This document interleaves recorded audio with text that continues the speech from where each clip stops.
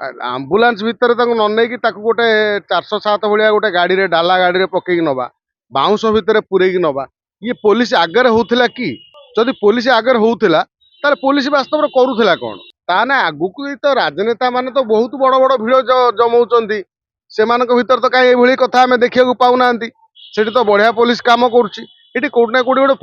Police ऊपर गोटे संदेह सृष्टि होउची से हाँ से झील को कमेंट मारिची कौन है से जहाँ भी हूँ ता माने गोटे गोटे मास गैदरिंग है जन को गोटे बाड़े की मारिदवा ये केते दूर जुक्तियुक्त ये बोधे साधारण लोक मुंडर हाथ दे बस कौन सी समय क्या मारिदवा जीवन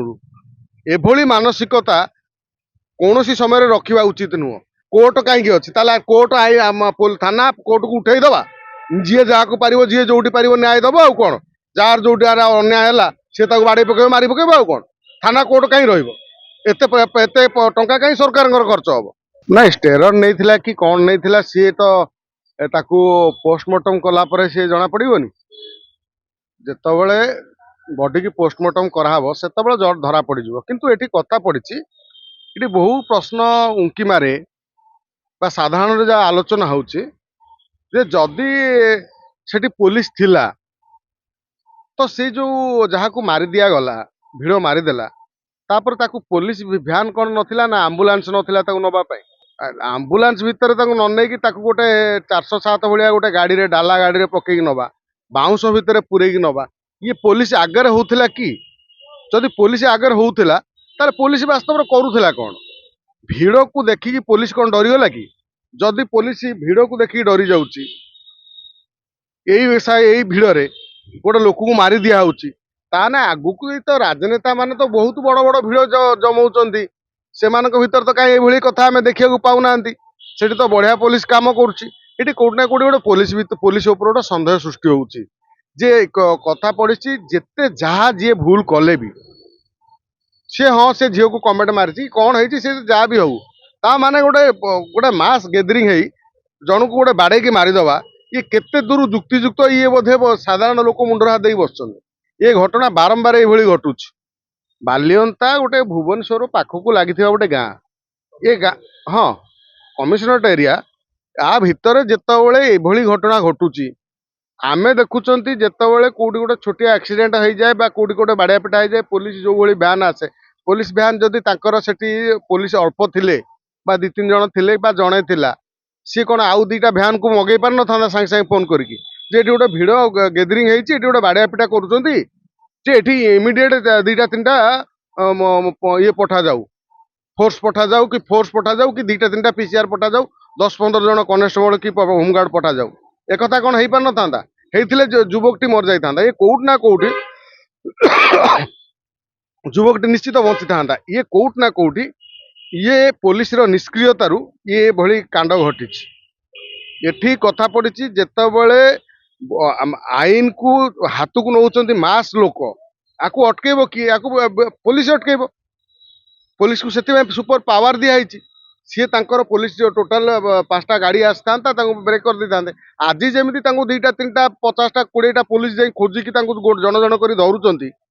से समय जदि पुलिस सागे तत्परता देखई था निश्चित भाव में से सौम्य जो लोकटी पिलाटी मरीगला ता जीवन बंची पार था एठी झील सत कहूँ कि परिवार लोक सत कहते किए मिछ कहूँ झील मिछ कहूँ सी मिछ कहूँ एटा आमे कहले कहीपर नहीं एटा पुलिस इन्वेस्टिगेशन कले धरा पड़ो पुलिस जेटी सठिक भाव में इन्वेस्टिगेशन करे निश्चित भाव में यार सत्यासत्य सामना को आसो कौन सी समय क्या मारिदवा जीवन एभली मानसिकता कौन सी समय रखा उचित नुह एठी जन को ये मारी दिहलानी जे ये गोटे गोटे समाज को गोटे वार्ता गला जे कम से कम ना गोटे किए भूल कले जी गोटे छोटिया भूल कले भी बाड़े मारिदवा कौन शेष ता परटा कौन हम बर्तमान बंदा हेले खिचड़ी खाइबे मामू घरे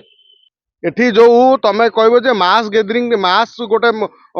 हत्या होती किए कुआडे खसी जावाक चेष्टा करथो एदरे खसीबार प्रश्न उठुने कारण समस्त फोटो अच्छी जी जो मारी 5 जन कौन 5 जन बाड़े मारिदेले एटा गोटे आम देखुं 100 लोक हो हो होती बाड़ी बांधिकी नौ घोषारी कौन जो गोटे बाउंश भितर पूरे नौ पुला पुला लोक हो हल्ला होती ନିଶ୍ଚିତ ଭାବେ ଚାପ ପଡୁଥିବ କାହିଁକି ନା ଆଜିକାଲି ଏସବୁ କଥା ତ କମନ ହେଇଗଲାଣି। କୋଉଠି ଗୋଟେ ବଡ ଘଟଣା ଘଟିଲେ ରାଜନୈତିକ ପଲିଟିକାଲ ଚାପ ରହିବ, ପୋଲିସ ମଧ୍ୟ ତା ଭିତରେ କଣ କଣ କରିବେ ସେଇ ତେଣୁ ଏସବୁ କଥା ହଏ। ତେଣୁ ଏଠି କଥା ପଡିଛି ଯଦି ଗୋଟେ ପରିବାରରେ ଗୋଟେ ପୁଅକୁ ଗୋଟେ ଗୋଟେ ତାର ଗୋଟେ ଭେଣ୍ଡିଆ ପୁଅ ଚାଲି ଯାଇଛି ତା ପରିବାରକୁ କ୍ଷତିପୂରଣଟା ଦେଇଦବା ଦରକାର। କମ ସେ କମ କ୍ଷତିପୂରଣ ଦବା ଦରକାର। ଆଉ ଯୋଉମାନେ ବି ଏଭଳି ଆଇନକୁ ହାତକୁ ନେଇଛନ୍ତି ତାଙ୍କୁ ଗୋଟେ ପନିଶମେଣ୍ଟ ଦବା ଦରକାର। ଯଦି ତମ ସାଙ୍ଗରେ କିଛି ଅନ୍ୟାୟ ହେଇଥିଲା ତମେ କଣ ଥାନା ଥାନା ମାଧ୍ୟମରେ ସମାଧାନ କରିପାରିନଥାନ୍ତ ତାହେଲେ ଆଇନଟି କାହିଁକି ଅଛି,